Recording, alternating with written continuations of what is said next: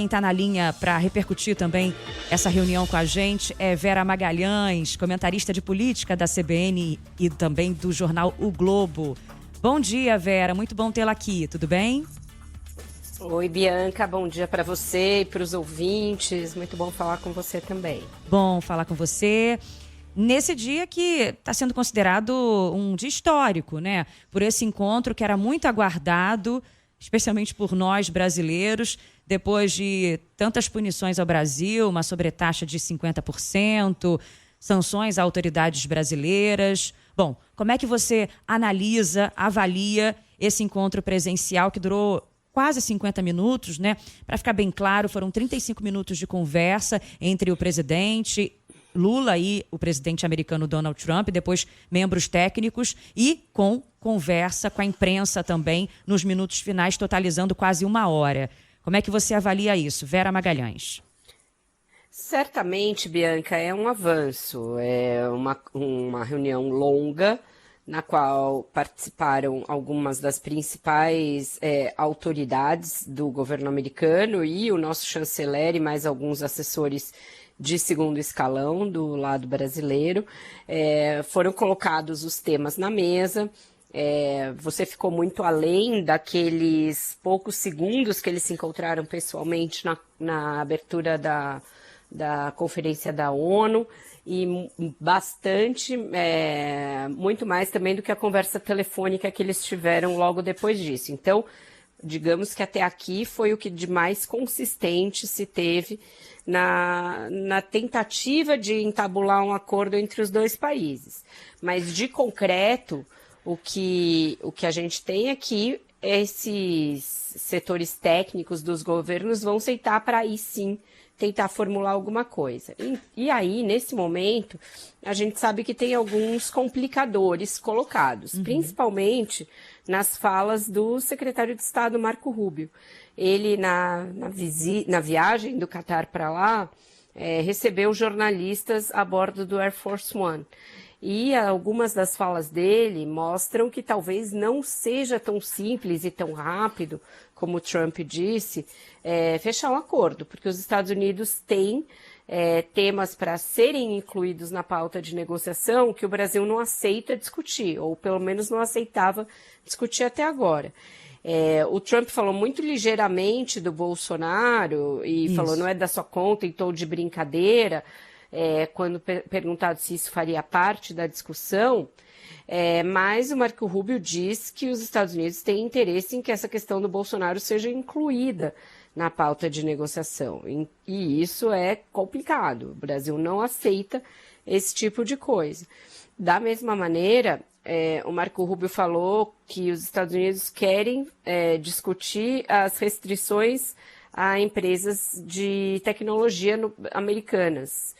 E isso também foi definido pelo Supremo Tribunal Federal, que as Big Techs têm responsabilidade em postagens, que veiculem crimes ou conteúdo de desinformação, e os Estados Unidos não gostariam que isso prevalecesse.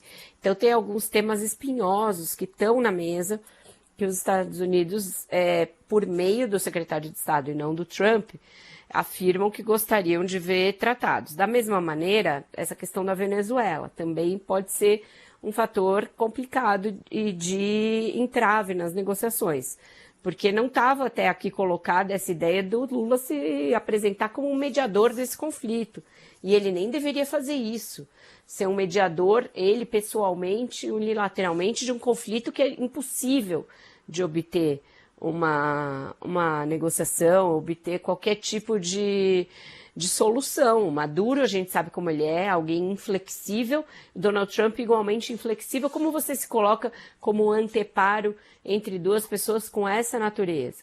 Que a América do Sul, a América Latina, promovam encontros e digam que a solução tem de ser multilateral, isso sim, porque isso dilui as responsabilidades e coloca num plano institucional. Mas ele, Lula, pegar e do nada se apresentar como um mediador de um conflito impossível de mediar, eu acho isso uma casca de banana. Acho que ele não deveria ter colocado isso, ainda mais quando você não tem nenhum outro acordo fechado na área comercial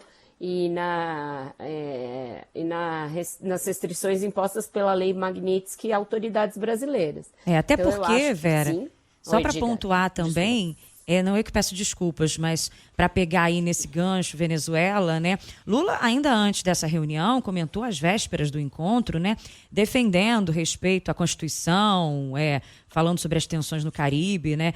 Criticando execuções extrajudiciais, sem citar diretamente Trump, mas o governo americano sabe muito bem a posição do governo brasileiro com relação a isso, né? Então, ele se colocar como intermediador, mas, ao mesmo tempo, fazendo declarações contra a posição americana nesse conflito, é um tanto quanto complicado, não?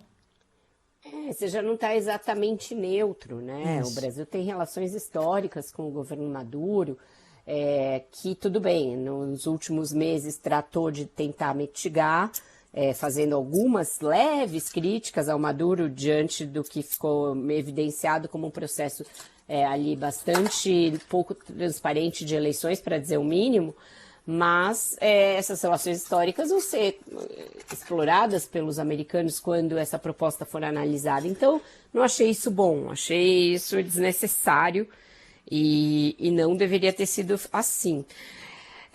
Fica claro que a questão do Bolsonaro pode não ser tão importante para o Trump, mas o Marco Rubio vai insistir nisso e os dois disseram que de agora em diante as tratativas vão se dar entre os ministros, né, entre os funcionários graduados, então em algum momento isso deverá ser discutido entre o Marco Rubio e o Mauro Vieira.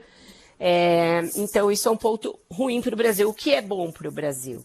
E o que pode tornar auspicioso pelo menos um acordo na área comercial é que o tarifaço se mostrou desastroso para a economia americana mais do que para a economia brasileira. A restrição, a tarifa de 50% imposta à nossa carne veio num momento em que a produção de carne nos Estados Unidos enfrenta uma queda, então os preços subiram 14%, e isso é muita coisa numa economia como a americana. Levou, por exemplo, até a que senadores do próprio Partido Republicano criticassem o Trump, o que é raro hoje em dia.